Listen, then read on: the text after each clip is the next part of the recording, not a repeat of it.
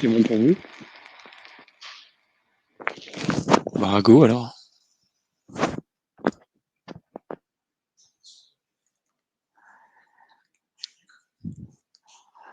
Bonjour à tous et à toutes.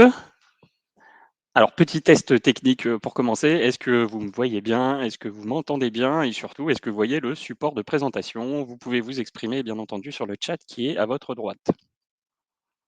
Alors, j'attends les premiers retours et on va essayer de commencer quand même plus ou moins à l'heure.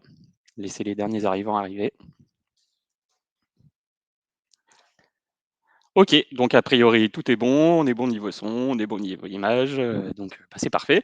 On peut donc commencer ce cycle de webinaire sur les risques professionnels. Quand je dis cycle, c'est parce qu'il y aura trois webinaires. Le premier que j'anime aujourd'hui, la boîte à outils pour la gestion d'un accident du travail. Vous aurez ensuite le questionnaire employeur et enfin la consultation des pièces qui, vous le verrez, notamment ici, est l'élément central de l'instruction.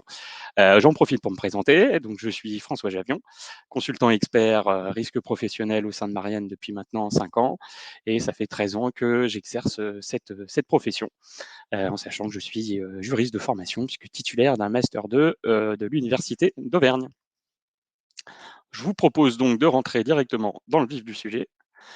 Alors, à travers d'abord une petite présentation de notre groupe, Marianne, qui sommes-nous? Alors, on est donc un cabinet de conseil spécialisé principalement dans les RH. Alors, pour la partie qui ne me concerne pas, la partie paye et cotisation. Vous voyez hein, ici les différentes propositions en fait qu'on peut d'accompagnement qu'on peut réaliser auprès de vos services. Nous avons également une partie absentéisme et risque professionnel, où c'est là que je serai effectivement plus légitime à agir, notamment en ce qui est optimisation des process déclaratifs, accompagnement en phase déclarative, pilotage du taux AT, en sachant qu'on travaille bien entendu avec des cabinets de médecins, d'avocats et également des préventeurs. Et on a aussi une activité fiscale, mais qui n'est pas l'activité principale de notre cabinet, qui a maintenant 30 ans d'expérience dans le domaine de l'accompagnement des risques RH. Alors, voilà le sommaire qu'on peut vous proposer aujourd'hui pour ce présent webinaire. Donc, on va d'abord vous présenter les chiffres clés. Pourquoi les chiffres clés? Vous allez le comprendre. Ensuite, le fonctionnement très rapide du régime accident du travail, maladie professionnelle. Et ensuite, on va rentrer directement dans le vif du sujet qui nous intéresse aujourd'hui, soit la déclaration d'accident du travail. Donc d'abord, la chronologie, c'est important d'avoir une vision des délais, par exemple le délai pour déclarer un accident du travail, les modalités de déclaration, c'est-à-dire comment est-ce qu'on fait, comment est-ce qu'on remplit bien une déclaration. L'instruction en elle-même, c'est-à-dire c'est la suite logique de la déclaration que vous aurez établie. Les réserves, puisque le but d'une déclaration d'accident du travail n'est pas forcément d'émettre des réserves, mais le but du présent webinaire est de vous donner une boîte à outils, donc c'est particulièrement sur les réserves qu'on vous donnera quelques trucs et astuces. Et enfin, bah, les deux éléments qui suivent l'instruction, où là on passera plus rapidement, c'est plus un teaser pour les prochains webinaires, donc le questionnaire employeur et enfin la consultation des pièces. On commence donc avec les chiffres clés. Alors, vous voyez, c'est les derniers donc chiffres issus de la CNAM, la Caisse nationale d'assurance maladie. Donc, vous avez eu en 2021 plus d'1 million d'accidents qui ont été déclarés pour plus de 700 000 qui ont été reconnus. Seulement 339 000 qui ont fait l'objet d'un rejet, ce qui sous-tend à dire qu'on a un taux de prise en charge qui est quand même assez exceptionnel en France, puisqu'il est à 94,5. Alors c'est vraiment quand même assez inédit un tel taux de prise en charge. Et comment est-ce qu'on peut se prémunir justement d'un tel taux de prise en charge? Eh ben, c'est de bien comprendre les différentes phases de l'instruction et principalement celle qu'on verra aujourd'hui, la déclaration d'accident du travail et les réserves. Alors, pour commencer, un petit sondage. Pour vous, à combien s'élève votre taux de prise en charge des accidents du travail pour les caisses primaires? C'est-à-dire quel est votre taux de reconnaissance? Est-ce que vous êtes à 100%? Est-ce que vous êtes conforme au taux national qui est à 94,5? Est-ce que vous avez un taux très bas ou est-ce que vous ne savez pas? On va attendre les résultats du premier sondage.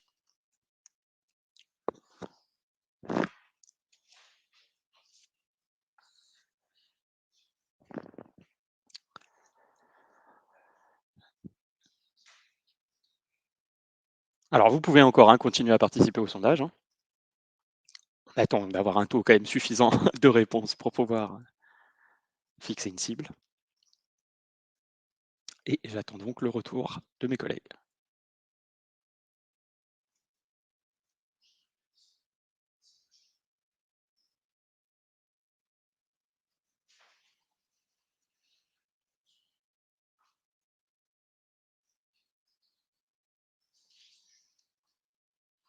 Bon alors en sachant que sans accompagnement, il est très difficile, d'obtenir, beaucoup de refus de prise en charge parce que vous allez le voir, c'est quand même un comment dire? Une matière qui est assez technique. Heu et on assiste à un changement de paradigme. C'est-à-dire qu'auparavant, la part du contentieux était très importante. Aujourd'hui, la part du contentieux est de moins en moins importante, ce qui veut dire qu'il faut beaucoup plus préparer les dossiers en amont, que ce soit sur le fond, bien sûr, mais également sur la forme. Petite précision qui laisse le temps à mes collègues.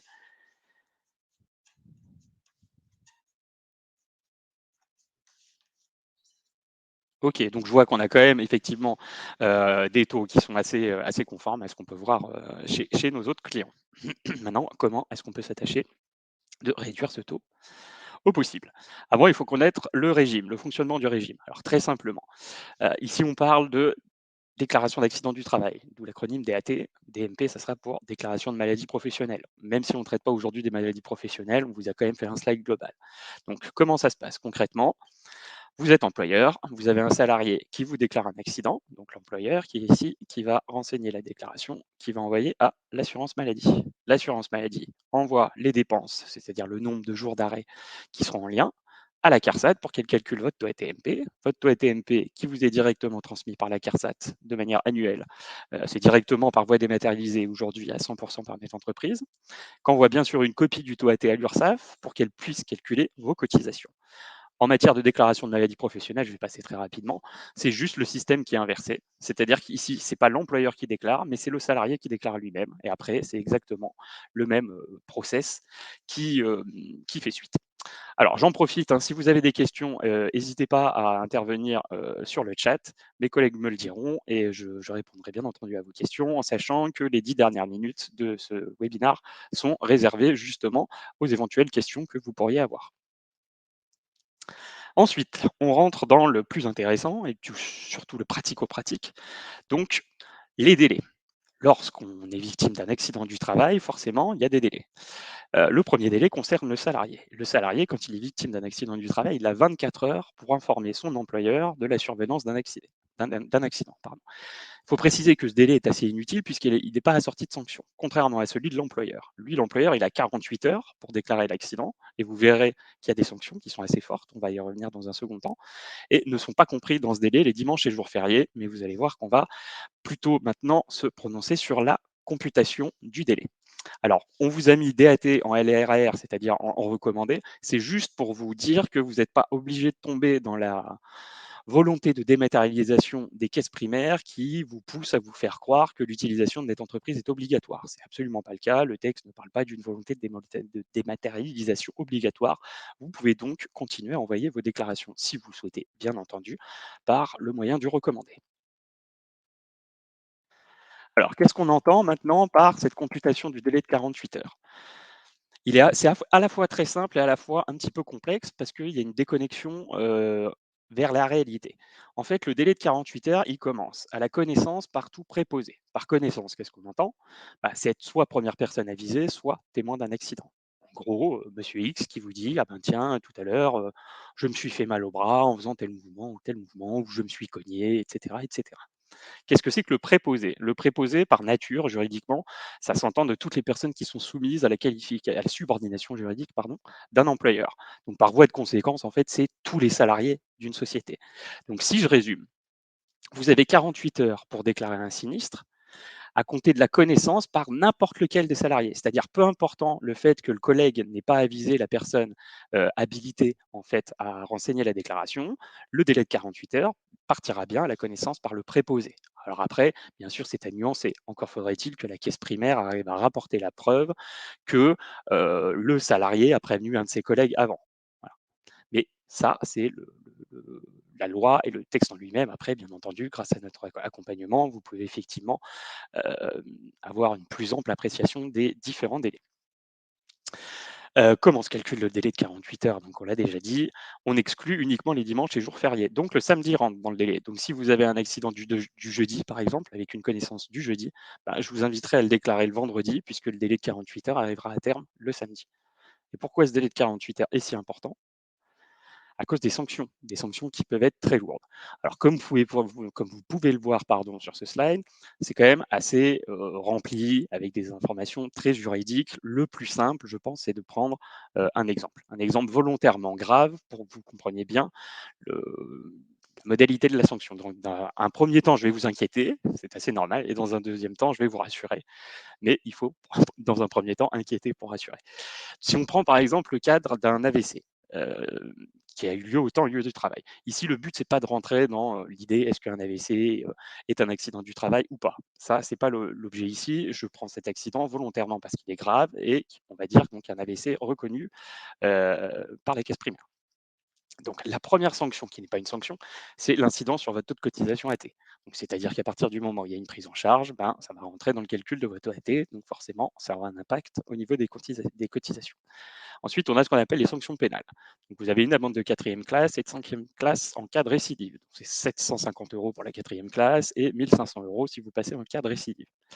Vous avez ensuite, volontairement, je passe cette sanction, la caisse primaire recouvre auprès des employeurs.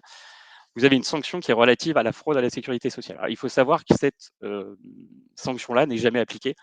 Alors déjà, elle vise la fraude à la sécurité sociale, pas forcément la fraude à la sécurité sociale uniquement sur le non-respect du délai de 48 heures, mais c'est un texte qui est beaucoup plus large. Et surtout, si vous avez la curiosité d'aller lire ce fameux article L114-17-1, vous pourrez vous rendre compte qu'à travers les différences références textuelles du texte, ça nous envoie vers d'autres textes qui, par exemple, vont vous prendre ici exactement les mêmes, la même formulation, sauf qu'ici, vous ne serez plus à 70% et à 50%. Du coup, de fait, ça rend cette sanction difficilement applicable. Moi, en 13 ans d'expérience, je ne l'ai jamais vu appliquer, en sachant qu'en plus, c'est une sanction qui a fait son apparition en 2016. La principale sanction, par contre, c'est la caisse primaire couvre auprès des employeurs la totalité des dépenses. Alors la totalité des dépenses, on parle ici bien des dépenses réalisées, c'est-à-dire des prestations en nature et des prestations en espèces. Pour le cas d'un AVC, il va y avoir la prise en charge hospitalière. Généralement, on finit dans une unité de soins quand même, pas soins palliatifs, mais plutôt unité de soins très surveillée, pour éviter, par exemple, qu'on refasse un autre AVC sur l'AVC. Donc c'est pas le prix d'une nuit au Formule 1, vous vous en doutez bien. Ensuite, si on a des séquelles, volontairement, je vais prendre le cas où on a des séquelles et des séquelles importantes, type hémiplégie, etc.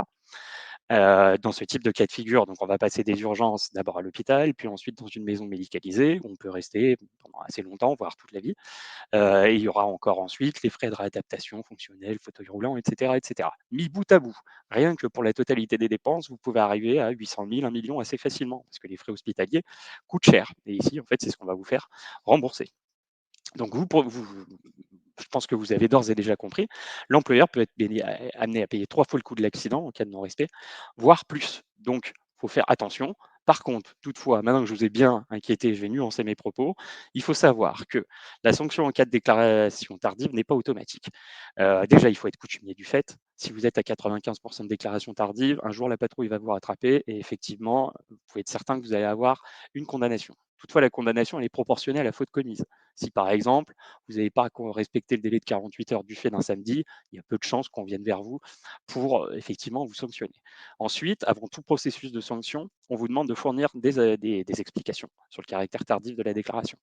C'est à ce moment-là qu'il ne faudra pas hésiter à jouer carte sur table en étant le plus honnête possible, quitte à passer par nos services d'ailleurs, et à faire son mea culpa, hein. Le but, c'est en substance de dire qu'on est désolé, qu'on n'est pas coutumier de ce type de procédé et qu'on a tout fait en interne, bien sûr, pour que cette problématique ne se reproduise plus. Si vous faites ça, vous avez 0% de chance de vous faire sanctionner. Moi, en 13 ans d'activité, j'ai vu quoi, 4, 5, 6, moins d'une dizaine de sanctions pour déclaration tardive, et c'était principalement sur des sociétés qui se moquaient totalement du délai, puisque à 99,9%, ils étaient en déclaration tardive. Alors, souvent, on ne le sait pas, mais ce délai de 48 heures et la sanction surtout s'applique également à la feuille d'accident. Pourquoi? Parce que cette feuille d'accident, en fait, elle permet l'avance des frais, c'est-à-dire la prise en charge des soins sera directement faite, le salarié n'aura pas à faire l'avance des frais. Ici, je précise qu'en matière de système de sécurité sociale en France, on n'est pas sur le principe d'une réparation totale, hein, on est sur une réparation forfaitaire. C'est le corollaire en fait de la responsabilité sans faute en fait de l'employeur. Et en fait, comment dire? Ce qu'on va vous rembourser, au titre d'un accident ou d'une maladie professionnelle, c'est ce qui va rentrer, ce qu'on appelle dans le tarif de responsabilité de la caisse primaire. Le tarif de la responsabilité, c'est un terme, un petit peu complexe et très juridique. En fait, c'est très simple à comprendre, c'est-à-dire, c'est ce que rembourse la caisse primaire. Ça arrive à chacun, je pense ici, de se rendre, suite à une consultation, peu importe laquelle, chez un pharmacien et le pharmacien qui vous dit: «Ah ça, c'est pas remboursé par la sécu». Donc ça veut dire, bah, c'est pas compris dans le tarif de responsabilité. Donc ici, c'est la part mutuelle qui va rentrer en compte. On parle de réparation forfaitaire aussi et non totale, plus particulièrement pour les soins, hem, comment dire? D'une certaine gravité, donc particulièrement les frais dentaires ou plutôt qui coûtent cher, les frais dentaires ou certains produits d'appareillage. Là, compte tenu de la spécificité de ces sommes, qui sont quand même beaucoup plus élevées, on a rehaussé le tarif de responsabilité à 150 plutôt qu'à 100. Mais même comme ça, si vous avez un salarié qui se fait sauter toutes les dents de devant, bah, j'espère pour, lui et pour vous que vous avez une très bonne mutuelle parce que, le 150 de tarif de responsabilité, il restera quand même à charge plusieurs milliers d'euros aux salariés. Et bien entendu, lorsque leur employeur ne remet pas cette feuille d'accident ou l'attestation de salaire, les sanctions sont exactement les mêmes que celles applicables en matière de déclaration tardive, sauf qu'encore ici, c'est très très rare une sanction pour, absence de délivrance de la feuille d'accident, parce que le plus souvent, en fait, quand la feuille d'accident n'est pas délivrée, ça s'explique, bah, par exemple, parce que le salarié est sur un chantier et qu'il peut pas, bah, vaut mieux qu'il aille à l'hôpital avant que d'aller chercher la feuille d'accident, notamment s'il est dans un état de santé d'une certaine gravité. On en arrive à peut-être le plus pratico-pratique, comment remplir le nouveau CERFA, enfin le nouveau CERFA, hein, qui date maintenant puisqu'il date de 2017. La première chose que vous pouvez voir, c'est ici, c'est que la qualification d'un accident du travail n'appartient pas à un employeur. C'est-à-dire que ce n'est pas à vous de juger s'il faut faire une déclaration d'accident du travail ou pas. C'est à la caisse primaire. La seule opportunité que vous avez, c'est de faire une différence de qualification entre travail ou trajet. Sachant que bien sûr, le trajet ne rentre pas dans le calcul de votre AT, donc vous avez plutôt intérêt à le tenter en trajet lorsque vous le pouvez. Pour le reste, à chaque fois que vous recevez, et même si vous n'êtes pas d'accord, un salarié qui vous dit qu'il a été victime d'un fait accidentel, ou un collègue qui rapporte qu'un salarié a été victime d'un fait accidentel, ou que vous recevez un mail qui vous dit que la personne a été victime d'un fait accidentel, ou encore que vous recevez un arrêt qui est en lien avec un fait accidentel, vous devez de déclarer. Vous avez le droit de ne pas être d'accord. Si vous n'êtes pas d'accord, ben, ça sera simple, il faudra émettre des réserves. On y reviendra ici dans un second temps. Alors, je ne vais pas revenir sur la première partie, parce que généralement, vous savez qui est votre employeur, vous connaissez où vous travaillez, l'adresse, etc. Donc, ce n'est pas la partie la plus importante. En tout cas, ce n'est pas là que notre plus-value est réelle. Pareil pour la victime, vous savez qui est votre salarié. Juste, petite précision, bien veiller à renseigner le numéro de sécurité sociale en entier et la clé, c'est-à-dire les deux derniers chiffres, puisque sinon, la caisse primaire pourrait vous demander de refaire la déclaration. Et bien veiller à remplir les deux cases profession et qualification professionnelle, puisque ce n'est pas la même chose. Par exemple, qualification professionnelle, ça sera cadre, alors que la profession, bah, ça sera, je sais pas moi, consultant, par exemple. Par contre, je vais aller trop vite.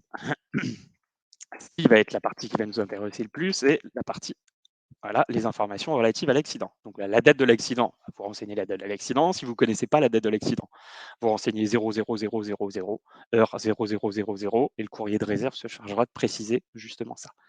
Ensuite, vous avez effectivement différentes cases à cocher. Bon, bien sûr, il faut renseigner le lieu de l'accident. Je vous invite à être le plus précis possible ici. Et vous avez ensuite différentes cases, donc lieu de travail habituel, etc. Ici, en fait, ça va être pour distinguer l'accident de travail de l'accident de trajet, voire de l'accident de mission. L'accident de mission, c'est ni un accident de travail, ni un accident de trajet, c'est pour les salariés qui sont en déplacement pour le compte de leur employeur. Bah, si moi, par exemple, demain, je vais faire un rendez-vous client, à partir du moment où je vais sortir de chez moi, je serai en accident de mission jusqu'à ce que je rentre chez moi. Si je reste 2 jours, par exemple, en rendez-vous client, si je me blesse à l'hôtel en prenant ma douche le soir, je reste protégé et je reste en accident du travail puisque je suis à l'hôtel du fait d'un ordre de mon employeur. Voilà.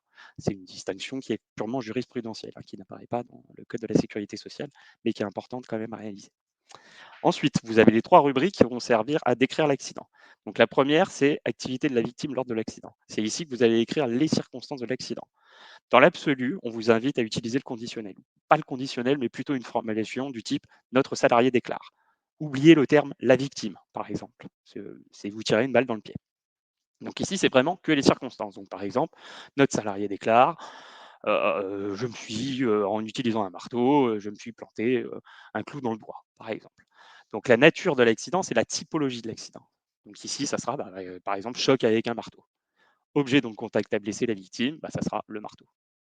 Jusqu'ici, c'est assez logique. Si par exemple c'est une chute de plein pied, la nature de l'accident, ça serait une chute de plein pied. Objet dont le contact a blessé la victime, on ne va pas écrire le sol, hein. Il y a un moment, il faut quand même être un minimum logique. Quand ça tombe sous le sens, des fois, il vaut mieux laisser des cases pas remplies. Ensuite, vous avez éventuelle réserve motivée. Alors, vous avez vu que vous avez à peine 2 lignes pour motiver. Donc, quand c'est comme ça, en fait, et que vous voulez faire des réserves, vous mettez voir courrier 6 juin, parce que vous avez ici pas la place pour motiver des réserves. Siège des lésions, très important de préciser la latéralité de la lésion, c'est-à-dire à gauche ou à droite, pour la bonne et simple raison que votre salarié peut vous déclarer s'être blessé au poignet gauche et qu'après vous voyez sur le certificat médical initial qu'en fait il a déclaré à son médecin s'être blessé au poignet droit, ce qui forcément pose un problème. La nature des lésions. Vous n'êtes pas médecin, donc ce n'est pas à vous de faire le diagnostic. Donc dans la majorité des cas, on met douleur, sauf cas bien sûr où on voit l'os du salarié qui est passé de ici à ici, on peut soi-même faire le diagnostic de la fracture ouverte. Quand on voit que son salarié s'est fait une plaie de 5 centimètres et qui pisse le sang, effectivement, on peut également faire le diagnostic. Par contre, pour tous les autres cas de figure, et même pour les cas qui pourraient paraître simplistes, comme par exemple une simple entorse, une entorse, vous ne pouvez pas faire le diagnostic d'une entorse, parce qu'une entorse, ça peut être une entorse, mais ça peut être une simple luxation, ça peut être un arrachement ligamentaire, et que sais-je encore, je ne suis pas médecin. Donc dans ces cas de figure, vous mettez douleur. Voilà, c'est le terme qui correspond le mieux. Ensuite, vous avez la victime a été transportée à, bon ça c'est simple, hein, si elle a été transportée aux urgences, vous le précisez. Est-ce qu'un rapport de police a été établi? Alors ça c'est particulièrement soit pour les cas d'agression, soit pour les cas d'accident de la circulation. Euh, D'ailleurs, si c'est un accident de la circulation, je vous invite à bien essayer de recueillir le constat amiable qui pourra vous servir derrière pour éventuellement faire un recours contre tiers. Ensuite, vous avez la distinction entre connu et constaté. En fait, c'est la distinction entre première personne avisée et témoin. Témoin, on a vu la chose se produire. On n'a pas vu les conséquences. Par exemple, être témoin, c'est d'être témoin d'une chute, pas d'arriver derrière et de voir la personne par terre. Dans ce cas-là, vous êtes première personne avisée, parce que vous n'êtes pas témoin de l'accident matériellement, vous êtes témoin des conséquences de l'accident. Bien distinguer effectivement cette notion de constaté et connu. Donc témoin, constaté, connu, première personne avisée, bien entendu. Ensuite, vous avez la possibilité de l'inscription sur le registre d'accident bénin. Alors ça, j'y reviendrai. Mais dans les cas de figure où effectivement vous avez bien inscrit au registre d'accident bénin, il faut absolument le renseigner, ne serait-ce que pour la caisse primaire puisse vérifier que vous avez bien appliqué le délai de 48 heures, mais on va revenir sur cette exception déclarative qui est l'utilisation du registre d'accident bénin. Ensuite, témoin première personne avisée, ça fait écho à ce que j'ai dit sur les deux cases constatées connues, hein. Si c'est constaté, ça sera témoin. Si c'est connu, ça sera première personne avisée. Et bien renseigner le témoin est la première personne avisée afin que la caisse primaire puisse, le cas échéant, se rapprocher de cette dernière pour lui poser des questions. Ensuite, le tiers, s'il y a un tiers, hein, effectivement, en sachant qu'un tiers, ça ne peut pas être un collègue de travail. Un tiers, c'est une personne extérieure à la société. Voilà donc sur la déclaration en elle-même. Ensuite, il y a des exceptions. Alors, la principale exception, c'est l'accident d'un intérimaire. Ici, c'est plus du tout, comment dire, le même mécanisme qui va s'appliquer pour la bonne et simple raison qu'on va distinguer la société utilisatrice de la société d'intérim. C'est à la société d'intérim qui est l'employeur juridique de faire la déclaration d'accident du travail. Donc, tout ce que j'ai dit précédemment vaut pour la société d'intérim. Par contre, pour la société utilisatrice, le plus souvent, c'est le genre de cas de figure qu'on a. Ici, ce n'est pas une déclaration d'accident du travail que vous allez faire, c'est un autre modèle de CERFA. C'est ce qu'on appelle une information préalable que vous devez renseigner. Et vous avez ici plus 48 heures, mais 24 heures. Alors, toujours sur la même computation du délai, hein, le samedi est pris en compte, pas les dimanches et les jours fériés. Et vous devez adresser cette information préalable, bien sûr, à la société d'intérim pour qu'elle puisse elle-même respecter ses obligations déclaratives, à la CRAM ou à la CARSAT, au service prévention, et enfin à l'inspection du travail. En sachant qu'une fois que vous avez fait ça, bien sûr, vous n'êtes pas l'employeur juridique. L'instruction, elle est menée directement vis-à-vis de la société d'intérim.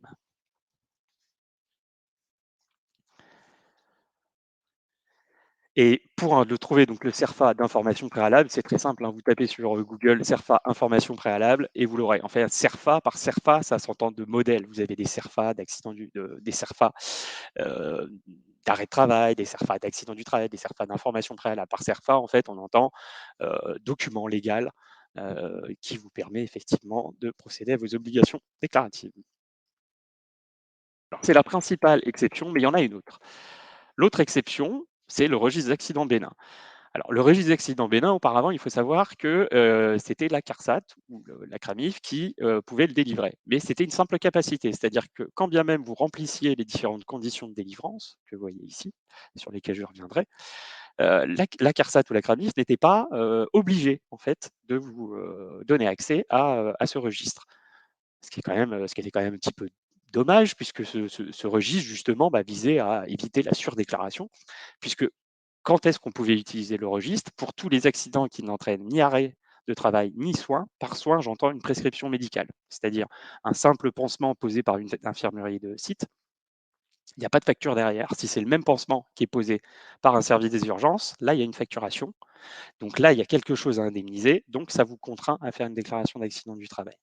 Si vous n'êtes pas dans ce cas de figure, donc ni arrêt de travail ni soin, c'est le cas par exemple de quelqu'un qui s'est coupé avec une feuille de papier, vous n'avez pas à faire de déclaration d'accident du travail, ce qui vous évite du travail en plus. Et du coup, vous pouvez faire une simple inscription au registre. Par contre, si une circonstance nouvelle survient, là, vous aurez 48 heures à compter de la connaissance de la circonstance nouvelle pour effectuer une déclaration d'accident du travail. Alors, c'est quoi cette circonstance nouvelle? C'est la prescription soit d'un arrêt de travail, soit de soins, soit des deux. Voilà. Donc, le plus souvent, en fait, cette circonstance nouvelle, c'est que vous recevez un arrêt de travail ou un arrêt de soins, un CERFA de soins, qui est en lien avec l'accident. Donc, les conditions de mise en place du registre. On a la présence permanente d'une personne qualifiée dans l'entreprise, alors type médecin du travail, SST, pharmacien, etc. L'existence d'un poste de secours d'urgence ou d'une armoire de pharmacie, mais d'une armoire de pharmacie quand même, pas avec simplement du Doliprane, une compresse et une bande, hein. Il faut quand même qu'elle soit un petit peu fournie. Et bien sûr, le respect des obligations légales qui concernent la constitution d'un comité, enfin d'un ancien comité, les CHSCT, qui sont actuellement inclus dans le CSE. Donc la tenue du registre des accidents bénins, alors c'est très simple, hein. Vous tapez registre des accidents bénins sur la barre Google, vous tombez directement sur le site Amélie, donc le site de la caisse primaire, qui vous ramène vers un fichier Excel, et c'est ça, le registre des accidents bénins. Et en fait, vous verrez, toutes les rubriques en fait, qui sont indiquées dans ce slide-là vont être repris dans le registre des accidents bénins, et ça sera à vous de effectivement bien tout remplir et bien veiller à ce que le dit registre soit renseigné conformément à la loi. Notamment, il faut que les victimes signent le registre. Donc, comme je vous l'avais dit, les choses ont évolué puisque maintenant l'accord préalable de la CARSAT est tombé. C'est-à-dire que maintenant, ce n'est plus la CARSAT qui est le propriétaire du registre des accidents bénins, c'est directement vous, employeur.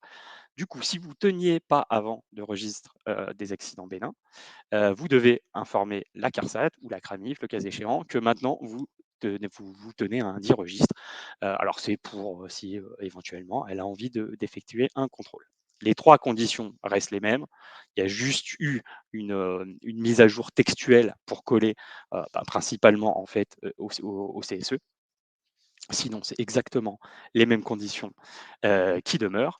Par contre, ce qu'il faut savoir, et c'est que là, il y a une ouverture, que la sanction du non-respect de la tenue ou des conditions impératives de délivrance du registre est une sorte d'absence de sanction, puisqu'on va vous dire, OK, vous ne pouvez plus utiliser votre registre pour l'avenir. Mais pour le passé, on ne vous dit rien. Alors attention, ça ne veut pas dire qu'il faut avoir un registre sans remplir aucune des conditions, parce que là, on va se rapprocher plutôt du terrain de la fraude, comme je l'avais évoqué pour les sanctions pour déclaration tardive.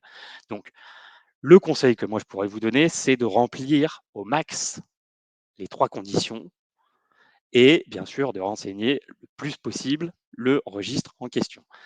C'est vrai que pour toutes les activités, c'est difficile de rentrer à 100% dans les conditions. Particulièrement, par exemple, pour le BTP, il faudrait qu'il y ait un SST sur chaque chantier, ce qui peut poser certaines problématiques.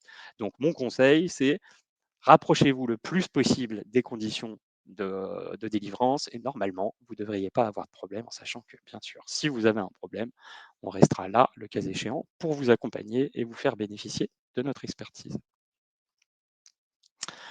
Ensuite, niveau délai.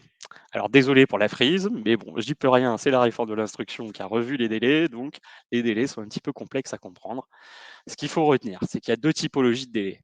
Un délai de 30 jours francs et un délai de 80 jours, de 90 jours francs.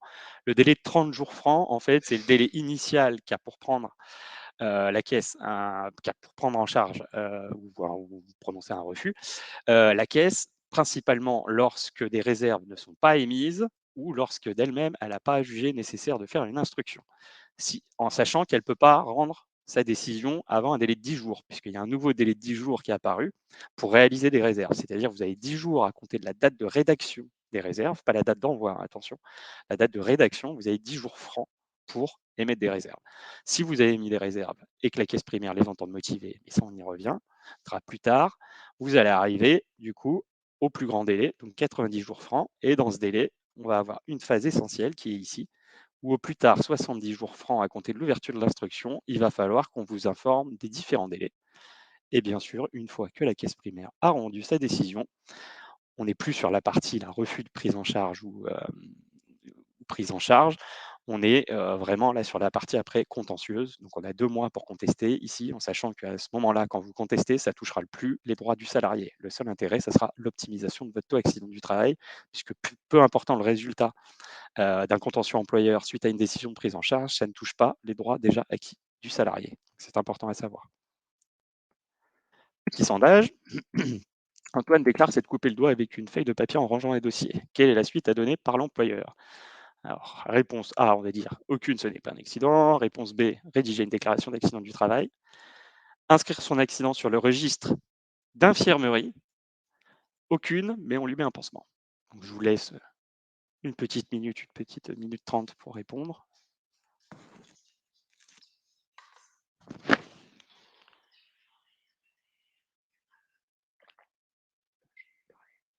Sur le formalisme. Oui, donc en attendant que vous répondiez au sondage, il y a une question qui a été posée sur le formalisme du registre des accidents Bélin.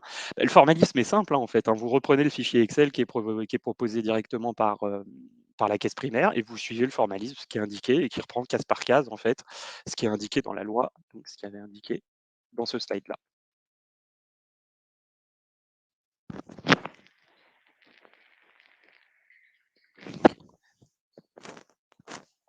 Ok, alors pour le sondage, donc on a que 2 votes. Donc aucune, ce n'est pas un accident ou rédiger une déclaration d'accident du travail. Alors encore une fois, la qualification d'accident du travail ne vous appartient pas. Donc à partir du moment où il y a une lésion au temps et lieu du travail, c'est bien un accident du travail. D'ailleurs, même pour aller plus loin, si vous recevez un mail d'un salarié qui vous dit qu'il s'est blessé le dimanche à son domicile alors qu'il ne travaille pas le dimanche, mais qui rapproche ça d'un accident du travail, même si c'est scandaleux, vous devez de faire une déclaration. Donc dans ce cas de figure, ça ne sera jamais aucune, ce n'est pas un accident. Effectivement, la bonne réponse était rédiger une déclaration. Pourquoi? Parce que la réponse noire ici, c'est un peu sadique, je le reconnais, mais on parle de registre d'infirmerie et pas de registre des accidents bénins. Le registre d'infirmerie, ça n'a pas de valeur légale. C'est un simple registre interne que vous utilisez pour suivre le passage, par exemple, à l'infirmerie de vos salariés. Mais ce n'est pas le registre d'accidents bénins. Aucune, mais on lui met un pansement. Alors, on enlève le aucune, mais vous pouvez quand même lui mettre un pansement pour être gentil. Pourquoi est-ce qu'on doit déclarer d'ailleurs ce type d'accident? Parce qu'on se dirait comme ça, se couper avec une feuille de papier, bah, après tout, ça paraît quand même fortement bénin. Sauf qu'il faut savoir, c'est que si vous avez un salarié diabétique, ben, peut-être qu'une semaine et demie après, il va avoir une infection et qu'il pourra peut-être se voir amputé du doigt et que si vous n'avez pas déclaré, et ben, on en revient sur l'ensemble des frais qui ont été investis par la caisse primaire et qu'on vous demandera de payer. Donc même si l'exemple est simple, attention à bien veiller à effectivement respecter tout ce qu'on a dit. Les réserves. Alors, ce qu'il faut savoir, c'est que les réserves, elles sont, la notion même de réserve provient de la Cour de cassation. Donc, pour être motivées, et c'est-à-dire déclencher une instruction, elles doivent porter sur les circonstances de temps et de lieu ou sur la cause totalement étrangère au travail. Circonstances de temps et de lieu, c'est exemple assez simple, hein. Par exemple, absence de témoin, il ne vous a pas averti le jour même, il est allé voir un médecin 3 jours après. Donc là, vous avez le trio magique. Cause totalement étrangère au travail, ben, c'est soit que, par exemple, il a commis une faute intentionnelle, c'est-à-dire qu'il s'est volontairement, soustrait de votre subordination juridique, bah, par exemple en allant, je sais pas moi, agresser n'importe quelle kidam dans la rue, ou ça peut être un état pathologique antérieur. Mais il faut que l'état pathologique antérieur soit la source exclusive de l'accident. C'est-à-dire que si c'est une simple aggravation, l'aggravation sera légitimement indemnisée par la sécurité sociale. Par contre, si c'est un salarié qui marche tranquillement dans la rue et il y a sa cheville qui saute alors qu'il n'y avait pas de nid de poule, pas de raison, là, on pourra considérer que c'est effectivement juste l'état pathologique antérieur sur sa cheville qui est responsable de la torsion et donc de l'accident. Alors, donc à quel moment? Donc, bah, dans le délai de 10 jours, comme on vous l'a dit, hein, délai de 10 jours à compter de la date de rédaction de la déclaration. Petite boîte à outils ici, si vous n'êtes pas du tout sûr de votre coup, c'est-à-dire que vous savez que le salarié ment, mais que vous n'avez aucun élément pour en rapporter la preuve, vous pouvez utiliser ce délai de 10 jours, c'est-à-dire bah, envoyer vos réserves au dernier jour du délai de 10 jours en espérant en fait que la prise en charge et le courrier de réserve vont se croiser et vous avez un super motif pour aller contester devant la commission de recours amiable un motif de forme. Donc, sous quelle forme? On l'a dit, motivé, selon les exigences de la Cour de cassation, et bien sûr dans une lettre d'accompagnement, puisque comme vous l'avez vu sur la déclaration précédemment, bah, il y a quand même très peu de place pour effectivement motiver les dites réserves. Alors, dans quel but? Bah, le but est double. Bien sûr, déclencher une instruction dans le but d'obtenir un refus de prise en charge, mais également préparer un contentieux, puisqu'il y a les motifs de fond, mais il y a aussi les motifs de forme. Et plus vous allez pousser la caisse primaire à faire une instruction, bah, plus il y aura de délais à respecter, donc plus il y aura des motifs éventuellement de forme. C'est pour ça que je disais en préambule ce fameux changement de paradigme où il faut aujourd'hui veiller vraiment à bien suivre ces dossiers dès le stade déclaratif. En résumé, qu'est-ce que ça donne? Donc vous faites votre déclaration, vous ne faites pas de réserve.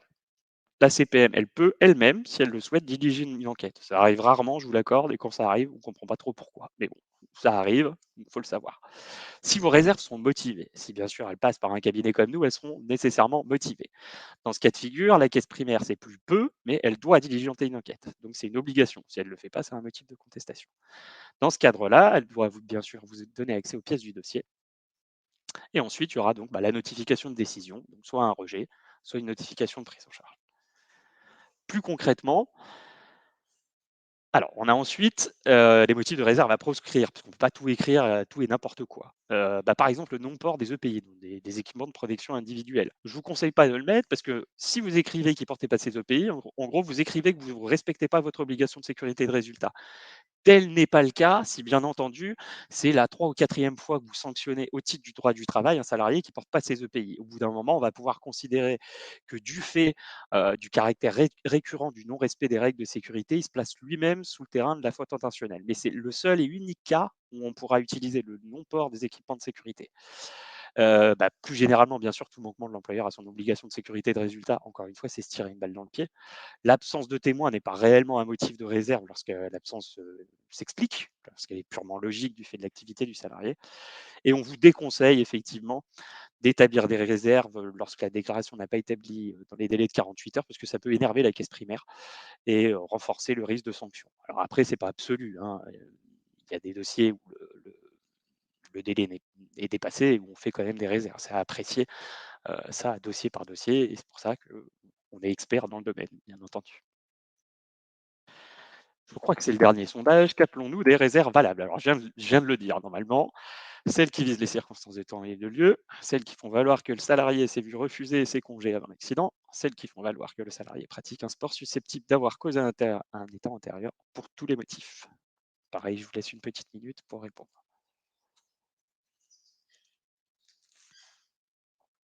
Ah, ok. Bon, principalement, donc quelles sont les réserves admissibles? Bah, on l'avait dit, celles qui visent les circonstances de temps et de lieu. Celles qui font valoir que le salarié s'est vu refuser CCP avant l'accident. Ce n'est pas un motif de réserve à proprement parler, par contre, ça peut être un élément de contexte, comme bah, par exemple, bizarrement, son accident du travail fait suite à une altercation avec son supérieur hiérarchique. Voilà. Ce n'est pas un motif de réserve à proprement parler, mais c'est comment dire, dans la chronologie des arguments que vous allez pouvoir mettre, les éléments de contexte rentreront en dernier et peuvent tout à fait être valables, en sachant que ce que vous écrivez dans les réserves n'a pas à être la vérité. C'est pour ça qu'il y a une instruction de la caisse primaire. Charge à elle de faire la vérité, justement, sur ce que déclare le salarié et ce que déclare l'employeur. Alors pareil, ça c'est élément de contexte, hein, celles qui font valoir que le salarié pratique un sport susceptible d'avoir causé un état antérieur.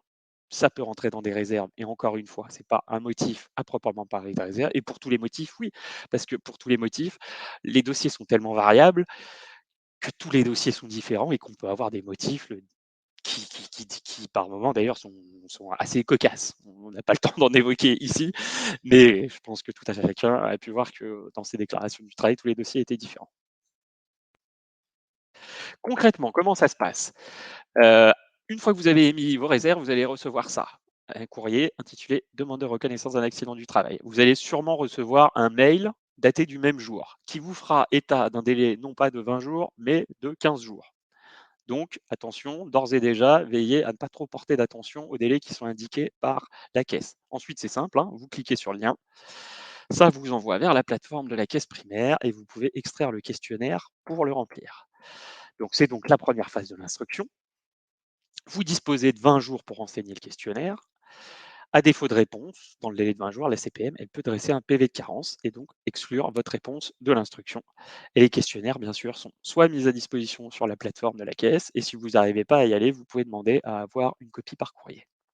Et il est conseillé, hein, surtout d'établir au surplus une réponse par courrier parce que les questions sont en fait, vous allez le voir, attention aux questions des caisses primaires. Le plus souvent, les questionnaires sont types, c'est toujours les mêmes en fait. Donc, faut pas hésiter du coup, bah, quand c'est comme ça, à répondre par courrier séparé carrément. Bien répondre à toutes les questions par contre, parce que vous êtes tenu effectivement légalement, s'agissant d'un organisme public, de répondre à l'ensemble des questions qu'il pose.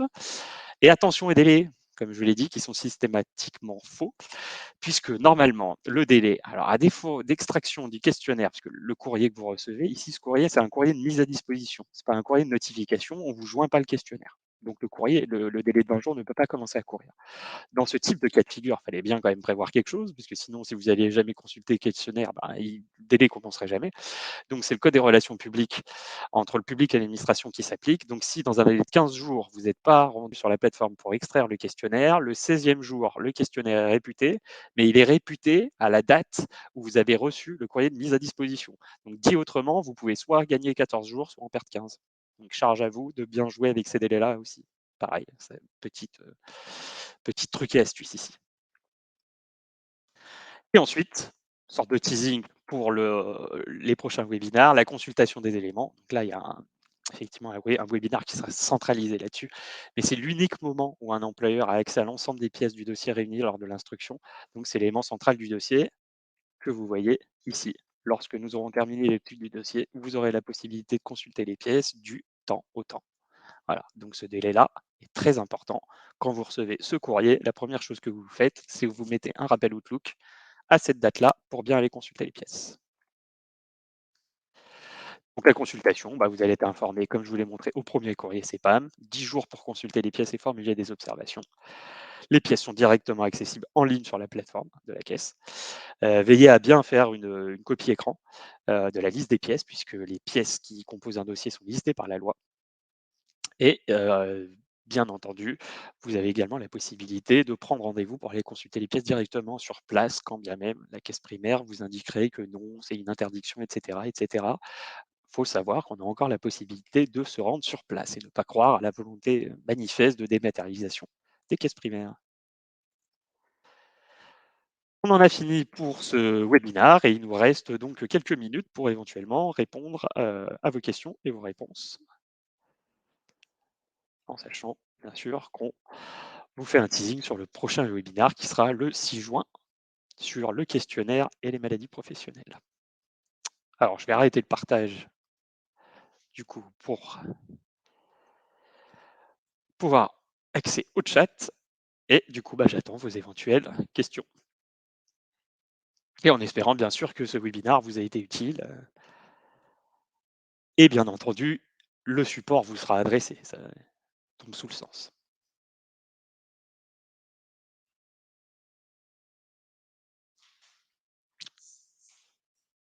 Je vois qu'il n'y a pas de questions, donc j'en déduis que tout le monde a bien compris ce qu'il a été dit pendant ce webinaire, ou tout du moins, je l'espère. Ah, je vois quelqu'un en train de taper, donc on va encore laisser quelques minutes.